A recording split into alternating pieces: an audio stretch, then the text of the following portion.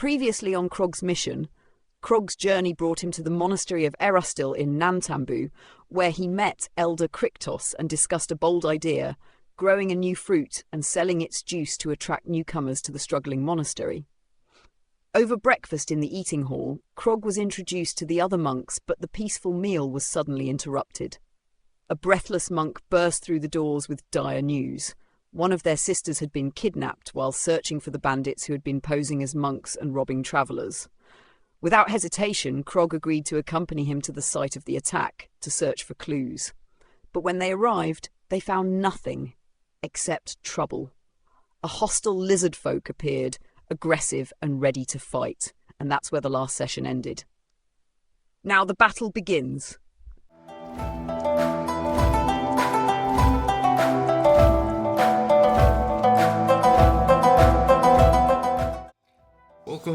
Welcome, friends and fellow adventurers alike. Thank you for joining me back at my table once again. If this is your first time, welcome for the first time. And I'm just going to immediately pick up where I left off, which I like to do, because I don't like to keep you waiting. I like to jump right back into it as well.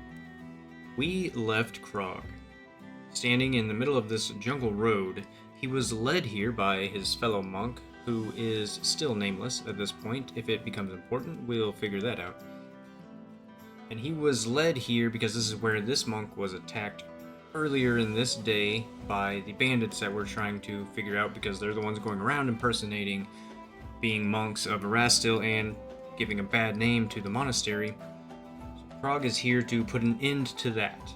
Now, while Krog was searching around for clues as to where their kidnapped sister could have went, a direction for them to begin their search, they were approached by a lizardfolk man who hasn't revealed his name yet, but his name is Zaire. And we ended just as Zaire was getting ready to start some combat. And we're going to see how this goes. Now, I've kind of touched on this a bit before, but Krog he's a monk, so he's fairly peaceful. He's not just like stab them until they're dead and then loot their bodies and leave. I think he's going to try to knock this man unconscious, or at least end the fight in a way, if he can. But that is going to be determined by, of course, the dice rolls.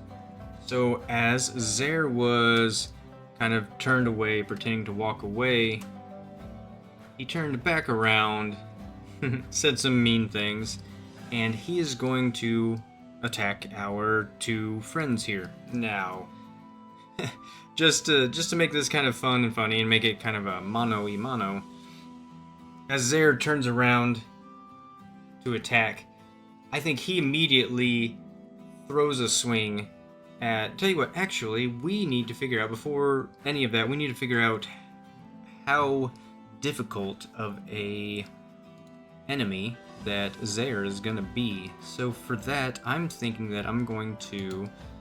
I have this little table here when I go into dungeons and I do the dungeon rooms. Just if there's a combat or a threat in a room, I roll a dice to see kind of the threat level of that. So we got a D12 table here, and I'm going to use this to determine how difficult Zaire is as in comparison to our hero Krog. So the red D12 gives it a 10. Okay, that's moderate. That's not too bad. It's right in the middle, so I'm not going to really go over how the XP budget works in Pathfinder, but basically I have 20 XP to work with, which is going to put us at, well, the lowest I can go is a -1 right now, since Krog is only a level 1. So let's find a good character stat block to use, and I will be right back.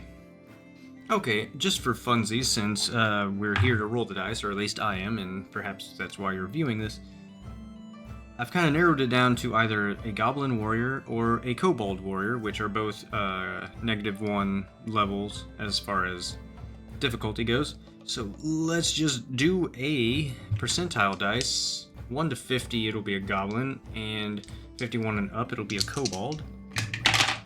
And of course, this is just a stat block. He's a lizardfolk, and it is a 32, so that's going to be a goblin warrior. Let me get that queued up real quick. Okay, this actually works pretty well because I did not have a map ready for this, but I'm going to use a map that I used in previous games that I played with my wife and my buddy, which happened to be in the jungle anyway, so it kind of works out.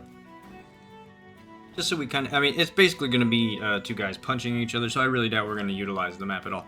But just for a little visual reference, and because I do need to add the token to the board to keep track of hit points and what such for the enemy here. Okay, I think I got it all set up and good to go for this pretty easy fight. And I say that because, well, our character stat only has 6 hit points. So this is probably going to be kind of a pushover, but it's just a little warm-up combat, if you will, into, because I have not done Pathfinder combat in a while. So before we're going to roll initiative, as Zaire turns around, I think he catches the monk off guard. He throws a sucker punch, and he knocks the monk out. Tell you what, this is a game of dice. Let's ask the dice. I'm going to say that that is very likely. And we are still currently on a Chaos Factor 4. So on a very likely, 65 and below is a yes. Does Zaire's punch knock the monk out flat? 73, no it doesn't. But, so he doesn't get knocked unconscious, but I think this punch plus the injuries he sustained earlier in the day from already being attacked, this kind of just cripples him and effectively puts him out of the fight. He kind of stumbles backwards next to the grass and kind of falls down on his ass. And with that, I think Krog is going to jump into action to protect his fellow monk here. Now we are going to roll initiative. So in Pathfinder for initiative, you take their perception as the bonus to the d20 roll. And once again, I'm recording another session at about a week later, and I still don't have my dice for Krog. That's unfortunate. They honestly should be in the mail today, but I'm not going to push my time back just to pander to that. So I'm going to roll red for the enemies, and I'm going to roll green for Krog. Ooh, perception bonus. Krog gets a natural 20, which is perfect. Even though Krog's perception is kind of garbage, the Goblin Warrior, or in this case, the Lizardfolk man Zaire, his perception is even more garbage. So 2 on top of the 13 is going to be a 15 total. And Krog's is, let's check his character sheet, he has a +4 to perception. So his is going to be 24 total. Doesn't really matter whether I input the values or not. So that makes a lot of sense narratively, because Krog sees his buddy being punched and he immediately springs into action. So we have 3 actions we can do. His first action, he was not armed, so he was not just like already holding his nunchucks, but he does use his fist, so I don't think he's even going to reach for his nunchucks, which is probably on his hip. He's going to use his first action to move into range, of course, and his second action, he is going to use his ability, which is Flurry of Blows. He gets to make 2 unarmed strikes, combining the damage if they both hit. The second attack will suffer the multiple attack penalty, but that is fine. Let's roll for that. So his first attack, Krog, where did that natural 20 go, right? So we got a 9 plus a 7 is going to be a 16. I'm pretty sure that is exactly what he needs to hit. So his first attack is a success. And it looks like for his fists, we have a 1d6 bludgeoning. And since it is finesse, we get to add his dexterity bonus, which is +4. So 1d6 +4 for Krog's attack. 2 plus 4 is going to be 6 points of damage, and what do you know, I was kind of had a feeling this was going to happen. The goblin only has 6 hit points, And even though that attack effectively knocked him out, which it was a fist, so it is non-lethal, so he is unconscious. If it were the nunchucks and I had not stated it before, I would have penalized myself and said that I killed him, and Krog would have probably felt terrible about that, so I'm really glad I didn't pull my nunchucks out, because I would not have remembered to say that. But the fist is non-lethal, so he is going to fall unconscious, but if anybody has watched any of my previous videos, I would roll a d6 to determine the hit location, but since I've played Pathfinder, I have played the Fallout RPG, which is a great game. If you haven't tried it, check it out. The dice that come with that, and in the rules, of course, it's just effectively a d20, but this d20 has hit locations already attached to the different sides. So I can just roll this to find out where it lands, and I'm going to do that real fun. And I'm going to do that real quick, just for fun. Well, apparently the dice is too fat to fit through my dice tower that I have. It got wedged in there and I had to pull it out. So I'm just going to roll it into the dice tray itself. And we have in the right leg. So he punched him in the right leg. Theatrically, that would be kind of funny, getting just punched in the right leg and knocked unconscious. But that is what happened. So Krog, with his training in mind, I'm thinking this is probably one of Krog's really first actual combats. Let's ask that real quick, just for fun. I'm thinking that is very likely on a Chaos Factor 4. Is this Krog's real first? I'm sure he trained with actual people, not just dummies, in, say, the training yard at his home monastery and everything. But is this Krog's first real combat against an adversary out in the world? And I think that is very likely. 68 on very likely is... Ooh, it is a no. So he has at least some worldly combat experience. Again, that's neither here nor there. I just kind of wanted to know that about Krog. So I'm sure he's probably done a mission or two for his home monastery previously to coming down here. Regardless, he gets in his low stance. He knows what to do. He sees his buddy get punched. He walks up, gets in his low stance, punches, and he's probably going for the torso. He's probably going for a good kidney shot, but Zaire turns at just the right time, and since Krog is quite a bit shorter than this lizardfolk man, he just catches him right in the kneecap on the right leg, cracks it sideways. Zaire falls down to the ground with the broken leg. He starts for a second to try to get back up. Krog's on top of him. If you even try to get up, I will crack your skull. Fine. I submit. You have won, little goblin thing. And with that, our combat is over. Short and sweet. Just one and done. So, Zaire falls to the ground.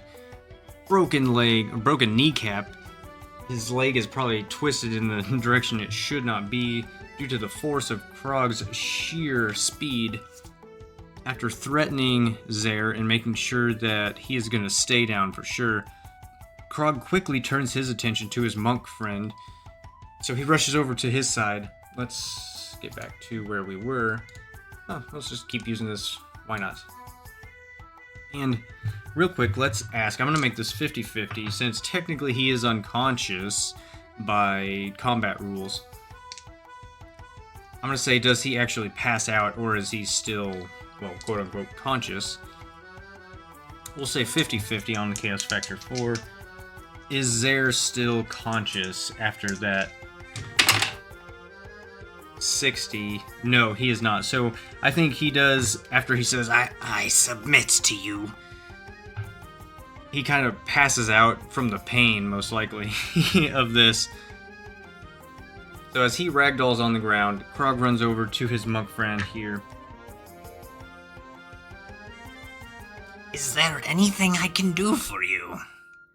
I don't know much medicine, but it doesn't appear to be that bad just from me looking at you.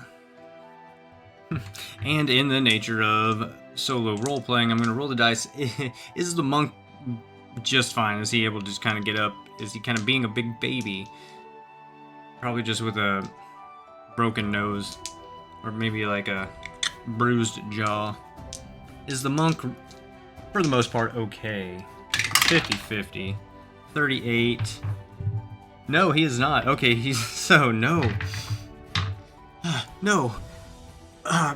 My nose is bleeding profusely.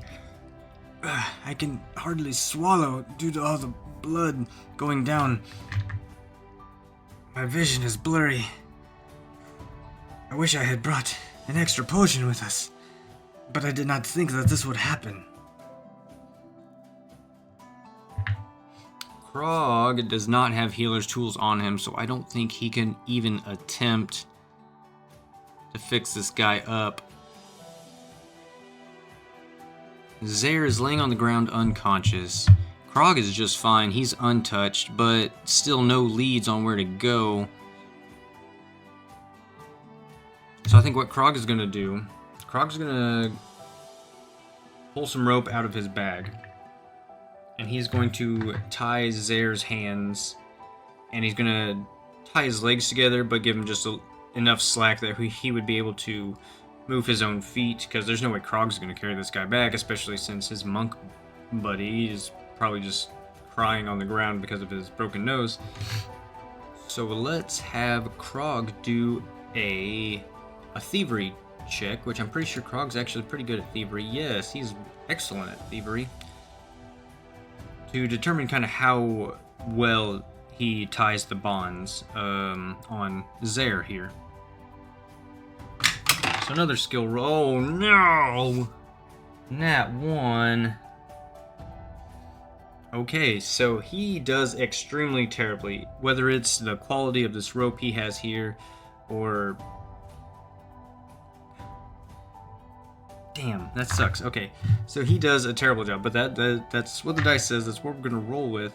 This could probably come in a negative way in the future when we're possibly attempting to bring him back to the monastery. So, he does what he feels is an adequate job, but we know that it is an extremely terrible job. He probably ties it like a shoestring. So all Zaire's going to have to do is just pull on one end of the rope and it's going to come untied.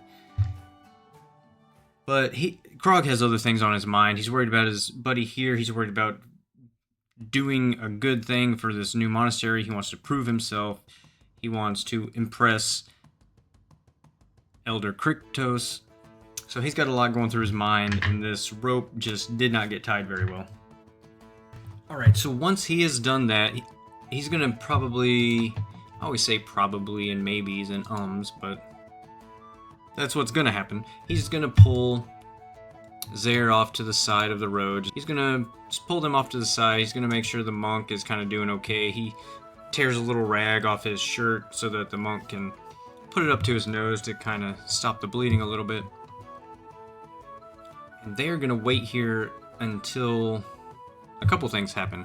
Until Zaire regains consciousness and the monk is at least able to stand up again, since apparently his bloody nose is preventing him from doing anything.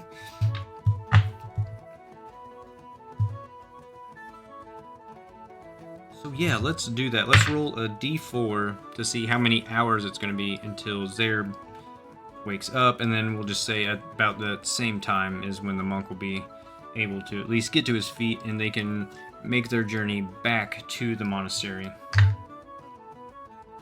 So a d4 hours. I always roll a d8 and cut it in half. So it's 4 hours, maximum hours. Speaking of, there was a couple things I wanted to take care of in the beginning, which I didn't because my mind just goes in one direction and I failed to do a lot of things. There was a couple things I wanted to touch on. For one, we need to add some XP to Krog's character sheet. One thing I started doing in Zargo's Tale, my first Pathfinder kind of solo thing I was doing, was I was just adding 100 XP after each session, no matter what kind of happened in the session. That way, after at least minimum 10 sessions, she would level up. In this case, it's going to be Krog leveling up. I feel like that's relatively fair, and then I'll just add a little bit of extra for whatever happens during the sessions as well. Since in this series, the first session or two, basically nothing happened, I'm not going to give him 300 XP for all that, but I will just go ahead and add 100 for everything that has happened previously. Alright, so XP, we're going to add 100 for the things that happened previously, like I just said, and then for him defeating Zaire here, Zaire was only 20 experience worth, according to the XP budget, so that's going to be another 20, so 120 total for Krog. He's not going to loot the body, he's not going to scrounge what he can out of Zaire's pockets or anything, so that's all we're going to add for right now. We're going to apply that. Perfect. So he is a little over 10% of the way to level 2. That's awesome.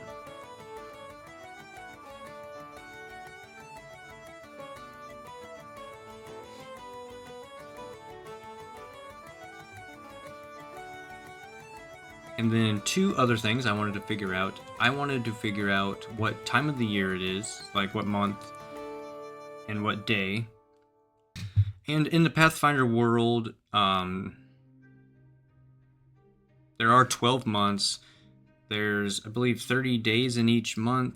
I could be incorrect about that, but that's the way I play it just for simplicity. And then there's 7 days in a week. It's all very relatable to us in our own world. The days of the week are similar, but they kind of made their own names for each of them. That's unimportant. But what is important is what month is it. So I'm going to roll a d12. Because this will slightly affect the weather, in my opinion, the way I'm going to play it. Because in rainforests, there's a wet and a dry season. So what time of the month is kind of going to determine how rainy it can be while we're here. So what month is it? Alright, 5. Okay, so the 5th month in Pathfinder world of Galarian is considered Desnus. Now, all the months are named after one of the gods. This one is named after Desna. Just a fun little tidbit of information. Now, let's find a day. This one's really unimportant, but just for as far as keeping track of what day it is, we're going to roll a d20 and a d10. So that's a 7 and an 8. I should have rolled the single digit d10, but it's all the same at the end of the day. So it's going to be the 15th.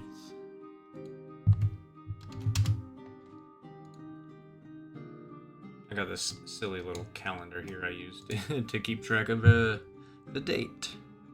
Okay, perfect. Now that we got that out of the way, let's roll for weather real quick, and then we're approaching that 30-minute mark, so I will probably just call it there. Again, basically nothing happened in this session. Krog utterly defeated Zaire here, but we had a first combat, we had a little bit of action. We know his ropes are tied very terribly. He has a broken kneecap though, so he's not going to be just running away, but I'm sure he will find a way to do something sneaky. So, on my list of tables here, I have a little table for weather, so we're going to roll a d100. What kind of weather has it been kind of on our walk here, and currently 91. Cool and breezy. So, it's a little uncommon, but we are still in some of the early months of the warm season, or the wet season also, in a tropical environment like this. Not tropical, like a jungle, rainforest type environment. But there's a nice breeze that's blowing through the jungle trees, swaying the vines up in the canopy, rustling the leaves, and it has a bit of, not chill, but a nice cool breeze. It's a pleasant break from the humid and the heat that is normally plaguing the inhabitants. So Krog's enjoying the breeze as it kind of blows through his monkey goblin fur. 4 hours pass while he's waiting for the monk to stop bleeding and finally get up on his feet, but Krog probably doesn't see it that way. he cares for his brothers and sisters. So I'm sure he's actually very attentive, asking him if he needs anything. And they're just like, no, I'm fine, just a little bit more. And he tries to stand, but he kind of stumbles back and falls. Krog's like, here's a log to sit on. He goes and rolls one over for him. Zaire kind of starts to come to as well. His eyes blink. Now, oh, my leg. Oh no, I was hoping that was a terrible dream. Seeing that Zaire is starting to wake back up, Krog jumps to his feet, goes over to Zaire. All right, whatever your name is, get up. We are taking you back to our monastery right away. And he looks over at his monk friend. As long as you are ready and willing to go, I think we should go now. Before this one decides to do something stupid, which I know he's going to. So the monk he gets to his feet, and kind of a little shaky on the feet, but he's able to stand. Krog grabs the binds that he very terribly tied, and he pulls Zaire up to his feet. And of course, only, 1 foot, because his other leg he is not able to put any pressure on. I'm thinking it's still almost at a 45-degree bend that it should not be. Swelling has definitely set in on that, so his kneecap is twice the size of his other kneecap. But Krog is unsympathetic to this man who attacked them for what seems like no reason at all. And they are going to start hobbling their way down the dirt road back to the monastery. And that is where we're going to end it now. So if anybody made it that far, thank you so much. I'm actually very excited to pick this back up next session, which I should hopefully have my dice. I said that last time, but I don't. Really hope I will. But yes, thank you for joining me once again, friends. And as always, have a great day. Goodbye, friends.